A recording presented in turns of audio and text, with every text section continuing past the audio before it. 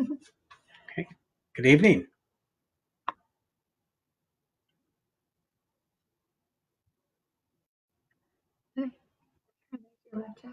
Okay. Okay. Okay. Good evening. Welcome, everyone. Again, thanks for joining us for our second Facebook Live, our virtual town halls.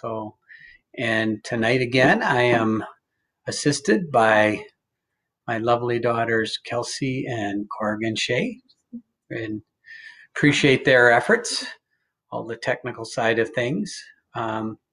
So tonight, again, will be similar to our first one, where we'll be doing some questions and answers. And so if you have any questions out there, you can just send them over to us, and Kelsey and Corey will be feeding those to me. So fire away whenever you're ready. But to start off, a couple things. First of all, beautiful day out there today. I think everybody could use a little sunshine and warmth to warm our hearts during this very difficult time with coronavirus, and hopefully everyone out there is healthy. I know there's been some circumstances where we've known some folks that have contracted the corona, and obviously they are in our thoughts. And in particular, the healthcare workers. Just recently, I was talking to some of the delegates, as I do almost every night, and came across a couple people. One fellow is actually doing testing for the coronavirus, and so he has all the gear, all the personal protective gear, and again, that makes his family a little nervous because obviously he's right in the midst of the virus and contracting it. But again, big thank you to all those folks that are on the front lines. And then another friend of ours, another delegate, a nurse, and she just started in the COVID-19 ward here in Minneapolis Hospital, lives out in the district. But, and again, out on the front lines, thank you so much. And all those folks that are in the front lines, are first responders. Can't forget our teachers out there. So another great story I hear. This is one of the wonderful things I have in going through this, when I get to talk with folks on the phone and hear their stories. And I was talking with a teacher the other day, and of course she's doing the online education. She also has children of her own, so she's doing homeschooling plus teaching other folks at a local school. And just a reminder how critical the schools are for our community. So obviously they're an educational institution, but in addition to that, they provide so much to the students. We talked about the nutritional needs, the social needs, all sorts of different things that our schools provide, and then our great teachers that are providing all those wonderful hours, extra hours they put in for their students. So again, another thank you to them, and for all those folks that are helping us every day to get through this ordeal. So we'll wait for the first question, but yeah, I want to say hi. Oh, look at there. We got a couple people tuning in. Roger Nord. Hi, Roger. And Kelly Bankhole. So, and Cheryl Nord, Roger and Cheryl Nord. So, and Sherry Giles and Paul Schonecker. Hi, Paul. Shout out to all of them. So thanks again for joining us. Really appreciate that. And we have your first question. Oh, first question. Well, fire away. This is from Kelly. Yep. She says, "Hi, Kevin. Senator Klobuchar has introduced a bill to move states to mail-in balloting for this year's elections. Mm-hmm. Your thought on this?" Well, I know that because the Wisconsin primaries today, there was some conversation about doing that for their primary. And obviously the new ways that we can vote now is really critical, not only for voter turnout, but voter participation, and just to negate any kind of voter suppression. So depending on how this disease progresses here, that certainly is going to be an alternative. I know there's other states that do that. Oregon comes to mind, maybe a couple other states that do almost exclusively all mail-in balloting, and we could certainly learn from them. And then obviously other circumstances might merit that online voting, and obviously absentee voting, where you can actually just pop in to the county courthouse and vote. With the coronavirus, you'd have to make some kind of a special accommodations for the social distancing and so forth. But I think for sure, if this disease lasts much longer, certainly into the summer and then the election in the fall, we're going to have to consider some of those alternatives. So, okay, some other folks say hi. Hi out there for everyone joining us. Also wanted to give a big shout out to Governor Walz. I don't know how many of you saw his State of the State last night, but very inspiring, and makes you really proud to have a great leader like that. Another one of those wonderful Minnesota leaders that we talk about so often, Hubert Humphrey and Walter Mondale and Paul Wellstone and Amy Klobuchar now, and now it looks like we have another one in Governor Tim Walz. What a contrast to what's coming out of Washington as far as leadership and just the candor that he speaks to each one of us. And last night, it was a very inspiring talk he gave to the entire state. So we do have a question. Okay. About, so you already addressed the online voting. Mm-hmm. What is your stance about affordable housing? Thanks for that question. That's a question that probably isn't on the top of the mind of most folks, but I do hear it a lot when I'm talking to the delegates when in my nightly calls. And what's happened is that homelessness is obviously a big issue, but affordable and accessible housing is even more critical, particularly in our district and particularly to large families.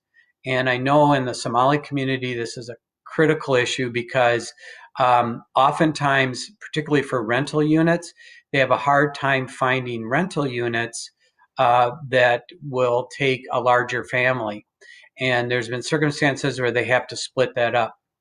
I've actually been talking to some leaders out here in the district, in various communities and so forth, about some creative ways that we can approach affordable housing to make that more affordable for larger families. There is the city of Minneapolis actually has what is called community land trusts, and those can actually make affordable housing more permanent for a particular parcel of land, like a house. There's some other intricacies to it, but I think that's certainly an alternative. And then also using TIF money, that's tax increment financing, and oftentimes that can help so that land can be developed for more affordable housing by using some tax increment financing. Those are a couple ideas in order to make that housing more affordable for our community, and again, particularly the larger families. So. Okay, so we have a question from Bob, excuse me. Okay. He asked, even though COVID is on our mind now, I'm thinking about our future. How will today's issues affect tomorrow's issues? What will you do better? What will you do better with our healthcare system? Sure. Better our healthcare system. Yeah, healthcare system. Obviously, that has been a problem that we have been dealing with for decades. And unfortunately, at the federal level, there's a lot of pushback to go backwards on this particular issue. On the state level, again, we can be leaders in this and make that healthcare more affordable for everyone. Through our MinCare system and through our MinSure system, we can have a public option for when the private sector fails. And so folks can go on there and get affordable housing. They can also apply for subsidies for their premiums to make that more affordable. And also, I would advocate a couple things. First of all, that there be also assistance for deductibles and copays, because even though health insurance has become more accessible, and in some respects the premiums are becoming more affordable, those copays and deductibles actually increase the cost of healthcare, and most particularly, and I think thing that's most critical is it creates a disincentive to do preventative medicine. So if you're faced with a large copay or large deductible, there might be a disincentive for you to go in and treat something on the beginning rather than treating it when it's a catastrophic illness. I actually have a personal story about that, which I can share with you later, but I think that's important. And then, of course, is prescription drug costs. And I think there's a number of different things we can do with that. But as far as the pharmaceutical benefit managers, the so-called PBMs, that's something they're middlemen, and they essentially fix the cost of prescription drugs for a lot of the insurance companies, and then those things trickle down to the patients. And I think there's a lot of work we can do in order to bring those PBMs under control and bring the cost of those prescription drugs down. So thank you for that question.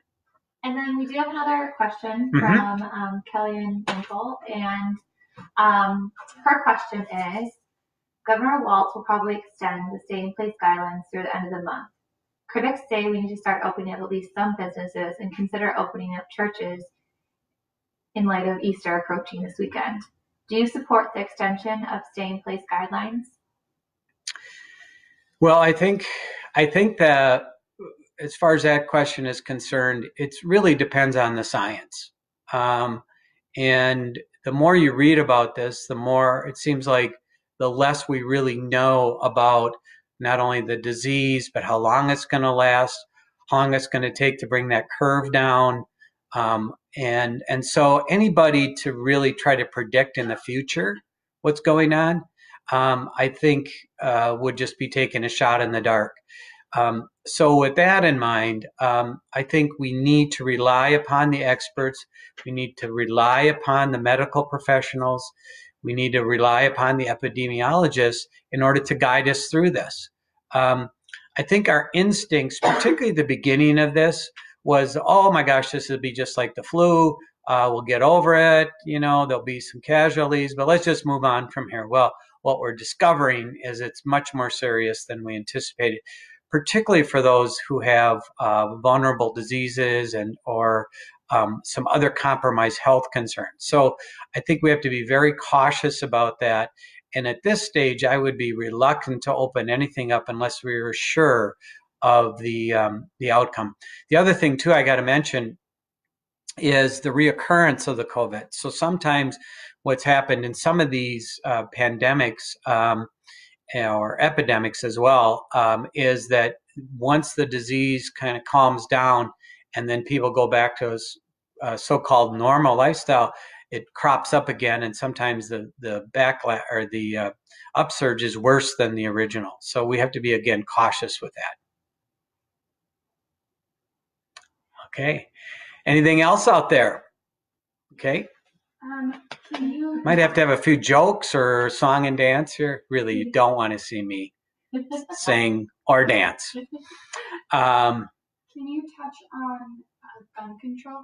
Sure. That was a question about gun control or firearms limitations. And again, this is one of those issues that's been stuck in the Republican-controlled Senate, and where there's been proposals that Governor Walz supports, as well as the DFL-controlled House of Representatives. And most namely, it is the red flag laws and also the universal background checks. And just to touch on those briefly, the red flag law allows for law enforcement, loved ones, to go through a due process in order to confiscate, at least temporarily, guns from people that are either a threat to themselves or the threat to others. In the research that I've read, that obviously this saves lives with their threat to other people, but gun violence is actually the leading cause of suicide in the country, and this is in an effort to reduce that. Then the universal background checks. There's a couple loopholes on universal background checks. That's online purchases and then gun show purchases. And so a lot of people subvert the background checks that you have to get in order to do that. Now, the ironic part about this is that these laws have been supported in many states and many southern states that are so-called gun-friendly states. And yet it's been hung up in our Minnesota Senate. And another great reason why we should turn District 56 from red to blue. Okay? Red to blue, not purple, red to blue. And we have another question. What do you think about the rumors about Rick Pitino getting fired? As you drink from UMD. Yes. Well, it's UMD, but we're turning, speaking of sports now. Don't get me started with that. Yeah, though, that's always a contest. Isn't that wonderful, though? You know, Hubert Humphrey used to say years ago that the first piece of the newspaper, back when people used to read newspapers, was the sports page, because usually that talked about people's accomplishments rather than some of the negative news you hear in the rest of the newspaper. So Hubert Humphrey would always read the sports page first because it was always about, you know, athletic accomplishments or something like that. And that kind of cheer him up. And then he'd dive into the rest of the news and get all depressed. No, I'm joking about that. But I guess next year, Coach Pitino is also going to be facing off against Coach Pitino, his father. That'll be fun. Okay. Okay. Next question. Can you touch a little bit on driver's license? Yeah, I think that question is directed towards immigrants' driver's license. So there's been a prohibition on immigrants having their driver's license. And this is a much larger issue regarding immigration. But again, the Republicans have stifled having immigrants get driver's license. And it causes problems for a whole host of reasons. Number one is safety. In order to get the license, they'd still have to pass the driver's exam, still have to take the driver's ed, like all citizens that get driver's license. So it's a safety issue, but it's also just a social and economic issue. I mean, if you can imagine that, these folks, no matter what their immigrant status is, are still taking their children, their loved ones, and so forth from place to place. And they still have to get around. So many times they're driving without a license, without that training, etc. And that is just a social issue. I mean, depriving them of that ability to do that, which feeds into the economic issue. They're not able to get jobs that they have to drive to, or sometimes a job entails having a driver's license. So that, again, would be a great reason to have a driver's license for all, regardless of immigrant status. And then there's a whole other host of great reasons for having an immigrant's Bill of Rights, and how great the immigrant community contributes to our state. The numbers I've read is that they pay over $87 million annually in taxes to the state of Minnesota and contribute about $7 billion to our economy. So that is no small part. In addition to that, they have contributed to a large degree to our increase in our population growth, which is unlike any other state in the upper Midwest, or the Midwest for that matter, just because we're getting all these talented immigrants into our state, and they're really adding to our economy and our brain power. So again, I think that's a larger issue, but I'd certainly be in favor of immigrants' license. Okay. Karen Ballard wrote in. Yep. Hi, Karen. Do you have anything to say to new voters? I think Will is tuned in as well. Yeah, excellent question. Well, I'll tell you what, we're really proud in the Shake campaign about all the great first-time young voters we have. I don't know the exact number, but we've pulled in a lot. And, you know, I remember the first time I voted, my first presidential vote was for Jimmy Carter, and one of the great ex-presidents. And you know, there's just nothing like walking into that voting booth, and in those days you pulled a lever, now you fill in a circle. But it's very simple. but the first thing you need to do is register. Okay, so you do need to register. You can do it online. We actually have it on our website, a link where you can go and register online. It's very simple. There's no intrusive questions or anything, but you do have to get on the voter rolls. Now, if you don't do that in advance, you can also register at the polls. That's something that is available in Minnesota. Not all states, but certainly in Minnesota. So you can register at the polls. And it's really as simple as that. Then after that, I would encourage you to go on and do some research about the candidates in question. It's always interesting. Sometimes they have these little surveys that say, you know, what do you value and so forth, and then it kind of matches you up to what candidate fits your values the best. It's kind of interesting. It's usually limited to the presidential election, but it might have it for some other elections. So I would encourage everybody who's a young first-time voter to register, find out where you need to vote, and then you can vote. In addition to that, get all your friends and peers and everybody out to vote, because the more we can vote, the more power we have. And Minnesota's got a tradition of having one of the highest voter turnouts in the nation. So let's keep it up. And we have another question and a comment from Dave Giles. He said, especially now, we're reminded about how many people are homeless or hungry, and we really need to do better as a state and a country to help feed those people and support those people in need. And I think this time, he said, this gives us more time to reflect on that. So do you have any comments on his comment? Yeah, thanks, Dave, for that question. That is a problem, and sometimes it takes situations like we're going through right now to really reflect upon how we are struggling with some people that are in need. And sometimes they are the forgotten ones, and we need to remember them. And particularly in this time when it's troublesome for us, but also, you can only imagine if you're homeless, how much difficult it must be. This kind of feeds into that question we had about affordable housing. And I've been at a few meetings about homelessness, and it was interesting. It is the Catholic Community Foundation who's done a lot of work in conjunction with Catholic Charities to deal with homelessness in Minnesota.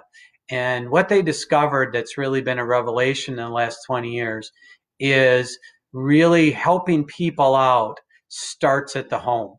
20, 30 years ago, they thought, we need to get people kind of their situation in order before we can find them a home. What they discovered, it's actually just the opposite. Once you find somebody a home, that gives them stability. It allows them to get a job. It allows them to get on their feet. It gives them that sense of security so that everything else can fall in place. The other interesting tidbit I got out of this is that the veterans the homeless veterans in Minnesota, that problem has virtually been solved. They said they know each and every veteran by name. They know where they are. And the reason they solved that is because they had a bipartisan effort. And if we could bring that same bipartisan effort to other homelessness, I think we'll go a long ways towards solving the homelessness problem in Minnesota. Okay, we got a question from Bob Coughlin regarding transportation. Yes. Everyone complains about rush hour over the river crossings. I'm a proponent for mass transit and especially the opportunity for rail transit across the Dan Patch River crossing. What will you do to support Minnesota's transportation needs and funding? Yeah, thanks, Bob, for that question. Transportation, well, again, all these issues sometimes are interrelated. So this actually feeds into climate change, because one of the big challenges for climate change is to reduce the need for our internal combustion engines, automobiles, trucks, everything else that runs on fossil fuel. And a big component of that is mass transit.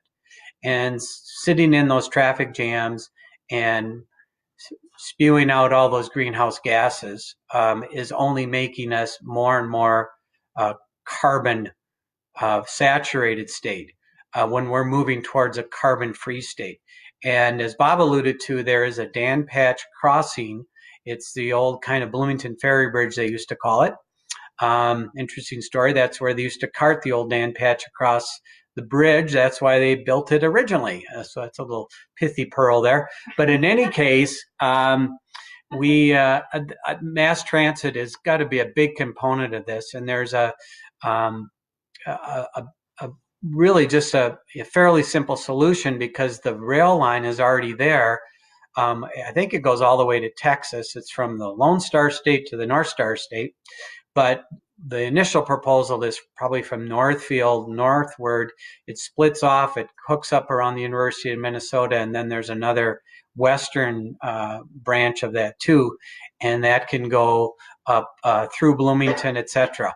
And that's a great way to expand our mass transit. Both those lines also would hook into the light rail system in Minneapolis and St. Paul.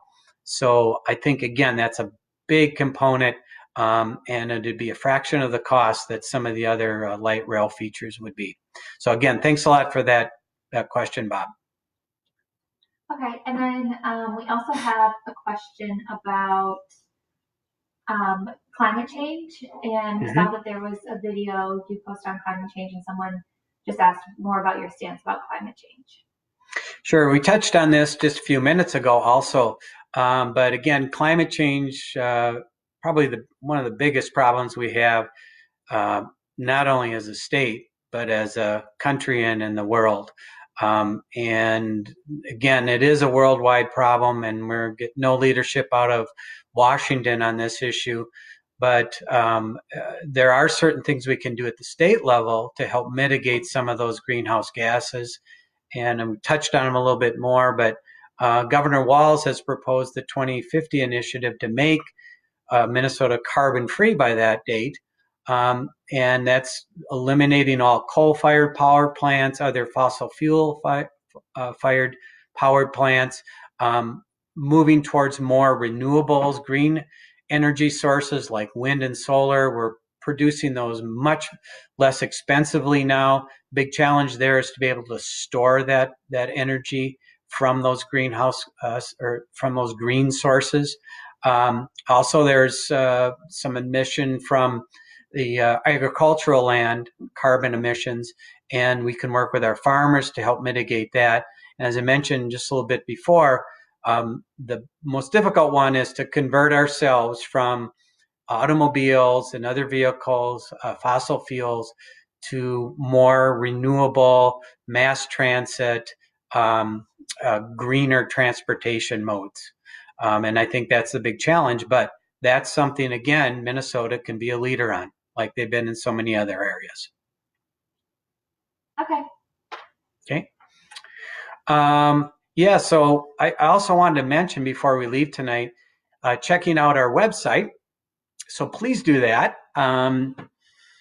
My wonderful staff here, namely my daughters, have posted some new videos on there about some of the topics we've talked about tonight, but then some other things. And then my beautiful daughters also posted one of them of themselves, the three of them. So Kelsey, Megan, and Corey put one on there. And some other things that you might find interesting. Yes? One last comment. Kelly commented that I just wanted to tell Kevin that I totally agree with his statement that self-sufficiency starts with having a stable home. A safe, stable home lays the foundation for a family's economic success. Do you have anything to reply to her? Yeah. Yeah, that was from Kelly again. Thanks, Kelly. You're our #1 fan out there. I don't know if we have a medal for you or not, but we'll have to figure something out.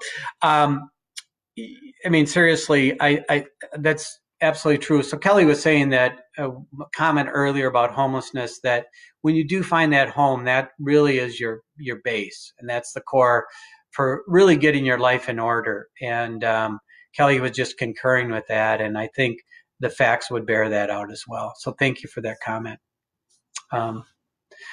One other thing I wanted to mention about our website, is online voting.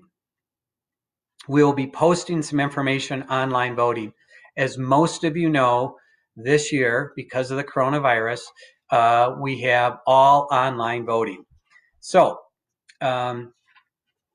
what's going to happen for all you delegates out there, you'll be receiving a ballot through email. If you don't have a correct email, please contact Senate District 56, and I know Lawrence and Sandy have been working diligently to get those accurate email addresses. If you don't have an email address, you can get a ballot through the U.S. mail and fill it out in the old-fashioned way. I guess that's not old-fashioned, but you can fill it out through the mail. Also, a couple little nuances. If you share an email address with somebody, you can have 2 ballots per email address. So if there's more than 2 that share an email address, you'll have to do the others by U.S. mail, or go to Gmail and get your own email address somehow like that. The balloting will start on April 25th. That's a Saturday, I believe, and it'll run through May 4th. So there's a 10-day window in which to do your voting or your balloting. That'll not only have the endorsement ballot for State Senate, which we hope you vote for Kevin Shea, Minnesota State Senate. But it also will have the other House elections, even though they're uncontested, and then there'll be resolutions there as well. So if you have any questions on that, feel free to give us a email. And again, that is Kevin Shea, mnsenate@gmail.com, or our website, which is sheamnsenate.com. And so you can find, we'll be posting more of that and a little bit later. So other than that, if we didn't get to any of your questions tonight, feel free again to reach out to us, send us an email, go onto our website. We'd love to hear you. If you'd like to have me give you a call back, just put it in the email. I'm delighted to talk to everybody. It's actually something I really enjoy. Mentioned a few of those stories tonight. That's something that is always enlightening. But again, thanks for joining us. Before I leave, 2 other things. Our next Facebook Live, my daughters are giving me the wrap-up thing. But, put me in front of a microphone and the mouth just takes off. Okay, so 2 other things, I promise. The next Facebook Live presentation is Saturday, April 18th at 10 a.m. So if you didn't get enough of these first 2, you have some more on the 18th. And then lastly, but not least, remember Kevin Shea, Minnesota State Senate, and together, let's keep Minnesota moving forward. Thanks again.